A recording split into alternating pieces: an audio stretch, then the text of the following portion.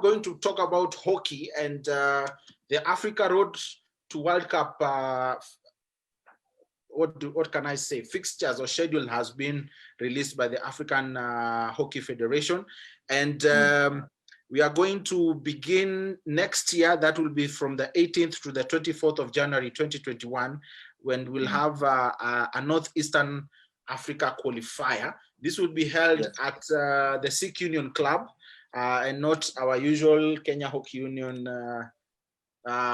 field. I don't know how you take this, just as man, it's really interesting, because for me let me say this, and speaking also as a hockey official, is that I'm really waiting to see how can I put this? I'm really waiting. That's all I can say for now. I'm really waiting. I am cautiously optimistic, but I'm waiting to see how this is going to run. And this one is also going to be quite interesting, George, in my opinion. That's basically from my heart, deep down my heart as a hockey lover. I'm really waiting to see, because the players, I know that every coach, any sharp coach right now, must surely have their players, even if it is just inter-estates like we used to have a long time ago, but low-key. There must be something they are doing with their players, even if it is giving them single practice regimes, like I know what basketball coaches are doing right now in some clubs. I know King will tell us more, but just giving them at least personal regimes. I hope the Kenya Hockey, the national team coach is doing something and not waiting to be told, hey, let's do something. I really hope no one will be caught flat-foot from Kenya Hockey Union all the way to the coaching staff. I can confirm that I'm always in constant touch with the ladies. And I know something they're offering, something, and just making sure that a provisional squad of about 30 people, and they have been sending a few tips on how to train, even as we prepare for this thing. Yeah, true. Yes, and then I hope the men are doing the same. The men's team coaches and management is doing the same. I would want to believe so. Yeah, George, and I think when you talk about hockey, you look at our team sport really in the country, and we are trying to get shortcuts. Yes, right now we're trying to get to the World Cup qualifiers, but look at our grassroots hockey. Surely, if hockey is not being played at high school, as King said, after high school there is nothing that is happening. There are no academies. There are no small clubs down the tire. You can just have maybe the Premier and maybe the provincial or something. But there's nothing at the grassroots. Mtaani, there is no hockey that is being played. There are no hockey fields that are there. So we are trying to get shortcuts to get to the World Cup, which I think, we might try, but it is not going to happen. We need to have grassroots hockey from high school, where when these children get out of high school, are they playing hockey again? This is happening also in basketball. Basketball, we have very good, it's very competitive in high school. Talk about Leicester Hill, talk about Maseno, talk about Nairobi School, it's very competitive. But once these people leave the high school, they don't play basketball again. I think rugby is doing well. It's trying to get some academies up and these young people playing rugby. But hockey, basketball, something needs to be done. There are no shortcuts, man, no shortcuts.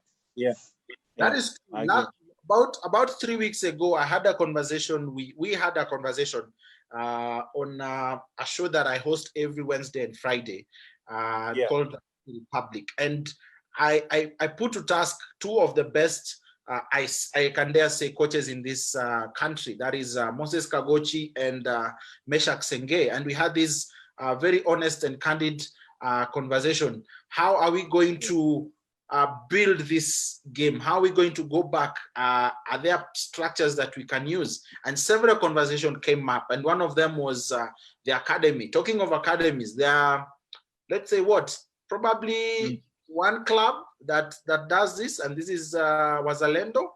But the other academies that have come up, for example, the Nairobi Hockey Association have a training every Saturday for under 16s. That is at the City Park Stadium. That happens between 10 a.m. and 12 noon, each and every Saturday. Just that was before Corona happened. And then there's an academy set up by Tunza Sports, and it's being run by Dennis. I'm remembering his second name, I've forgotten, but the former Butali coach who has set up a hockey academy in Mombasa and in Kisumu. Dennis Owoka. Dennis Owoka. Yes, that's the name I'm looking for. Dennis Owoka. They have set up he works with Tunza Sports. He's one of the directors, and he has set up an academy in Mombasa and Kisumu. And this is something that we now see is slowly bearing fruit, because if you take an example of Wazalendo have more than 3 teams in the league? They have 3 teams in the league. Yes, 4th one. If you add the Masters edition, it's quite good because they churn out their players from the academies, and they started this probably 5 or 6 years ago, and they have been doing this consistently. And it's a good thing that they are doing this. But allow me to bring in Kwambo, who has raised his hand. Yes, share your idea.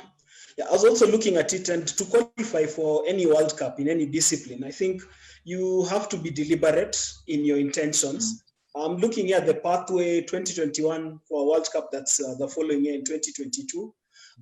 You probably have to start 5-6 years earlier in terms of identifying the players who will carry you through. Remember, you'll have some young players coming through and some old players, so it has to be a mix. But the whole thing is that it has to be intentional. The need to qualify for the World Cup. I'll just give you some examples from other disciplines. You remember Freddie Adu and the US men's soccer team way back. They were part of a plan by United States Football Federation, or whatever it's called, to actually get their team to the World Cup. And these are players who progressed through age grade, and they're also nurtured over a period of time. And they were actually talking about qualifying for a World Cup, I think in 2010, and that was in the early 2000s. Yeah, you can see the plans, the progressions. Let's look at the German team that won the World Cup in 2014. It was a work that started after the debacles, first from 2002 and 2006. They went back to their basics, decided this is how we're going to do it across the board from the bottom up, and eventually the end result was there. They not only qualified for the World Cup, but ended up winning. So I'm just saying we have to be deliberate, and if the Kenya Hockey Union and other federations can have these strategic plans, then well and good. Otherwise, we'll continue chasing a fantasy, in my opinion. Yeah.